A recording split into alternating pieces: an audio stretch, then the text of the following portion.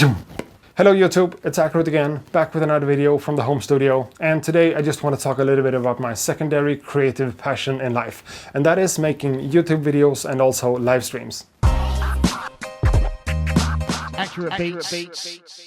Alright, so I'm a beat maker and a music producer, and I create YouTube content all about music production. So I use some cameras and some lights and some stands and some stuff for making this stuff happen. And I've actually done a few upgrades to this setup lately, so I just want to talk about that real quick. So first of all, the cameras I use for this are the Canon M50 and the Canon M6 MKii. Both of them are Canon mirrorless cameras in the M mount system, so they both use the same lenses. So I can easily go from this to this if I ever want to go wide angle, and that's kind of useful sometimes for my overhead shots when I'm scratching or making beats. So we're talking about some pretty affordable cameras that aren't super high-end, but definitely good enough for at least what I do here on YouTube. But since all my video content here on YouTube has to do with music production in one way or another, I think it's equally important for me to have a good solution for my audio setup for these cameras. So for my talking head situations where I'm just talking to a camera like this, I'm using a wireless lav mic system from Sennheiser. I have a taped up lav mic underneath my shirt, which is plugged into the transmitter that sends the audio wirelessly to the receiver that goes straight into the camera. So I'm not bound to the camera even though I use a lav mic.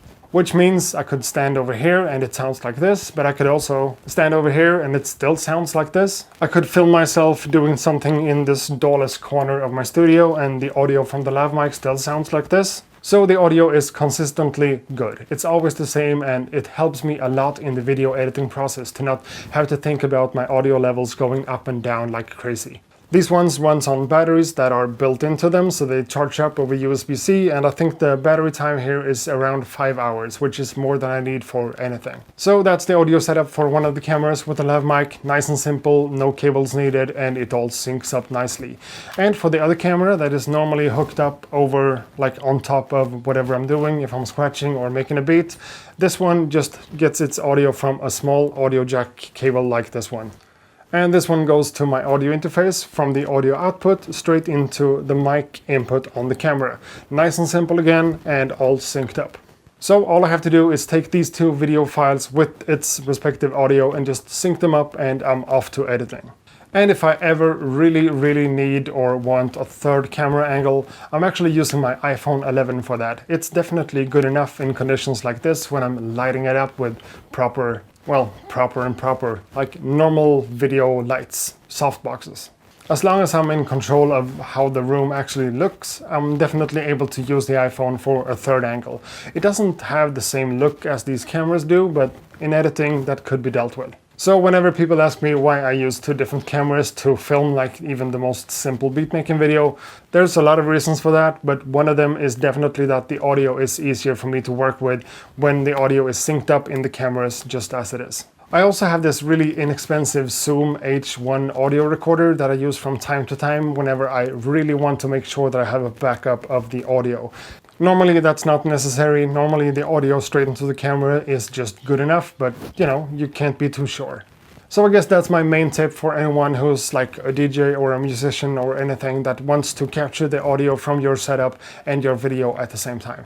Just plug it straight into the camera, definitely works. Just take a separate audio output, make sure the camera is set to manual audio recording and lower the volume, and you should be good to go. Now the next thing I want to talk about here is the video switcher I use for being able to do my live streaming on YouTube or Twitch. I had an old setup before where I used two different webcams over USB to the computer, and I used OBS to handle all my switching, but this is just so much better. I am talking about my V1 HD video switcher from Roland. I'm actually using it right now to capture this video into the computer using the same two cameras that I said before, the M50 and the M6 MKii on top, to be able to show it off like this. I'm also able to go into this mode, which is picture in picture, and I can change the placement of the smaller picture if that's something I want to do. Using a video switcher like this has been a time saver for me, both when it comes to capturing video like this and for live streaming on YouTube or Twitch using OBS or the Ecamm Live software for Mac. I'm running all the audio that I'm using for my music making setup into my AudioFuse Studio audio interface and just out from one of the headphone outputs straight into the V1 HD video switcher. All I have to do here is to make sure that my cameras are ready to output a clean HDMI signal over HDMI, plug them straight into the video switcher, and it sends out the mixer's output over HDMI into my capture card and straight into my computer. Simple as that. I'm also able to do these pretty cheesy video transitions, I guess, if I ever wanted to, but normally I don't. But this one is actually kind of handy to just fade to black whenever I want to, like, stop live streaming or, for that matter, go live like that. This video switcher also comes with a nice software for the computer that gives me access to more advanced settings, like having it change different scenes and different cameras in certain BPMs according to whatever music is playing. That's not something I've used myself yet, but maybe that's something for the future, who knows. What's also cool here is that this switcher has 4 different HDMI inputs on the back. So right now I'm just using 2 different cameras, but that could be 4 cameras or maybe 3 cameras and an HDMI output from a computer or an iPad or something. And that could just as easily be incorporated in a live stream as these 2 cameras. Now, I have had some issues using the OBS software on my Mac to show you guys a lot of stuff at the same time for my live streams on YouTube. So right now I'm trying to transition to Ecamm Live instead of OBS. And none of this has anything to do with the video switcher itself. That just works flawlessly, especially for capturing video like this. That just works. But there is something about OBS that doesn't really work 100% on my MacBook all the times. So that's why I haven't done as many live streams lately as I kind of want to. But my plan is to make way more live streams in the future on this channel and on my Twitch account, because that's just a lot of fun. And it's all going to be handled by this one, the V1 HD video switcher from Roland. And maybe, just maybe, I should get a third camera to be able to have 3 different angles for my live streams. That could be cool. So that's a few of the latest additions and upgrades I've done to my YouTube and live streaming setups. The video switcher, the new M6 Mark II camera, the lav mic, everything just works nicely now. And I promise it's not only the nerd inside of me speaking when I say things like this actually makes a big difference to my productivity in general.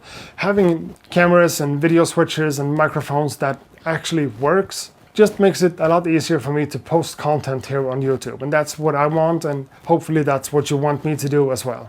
Whatever, thanks a lot for watching this video. I hope to see you guys in the next one. Until then, have a good.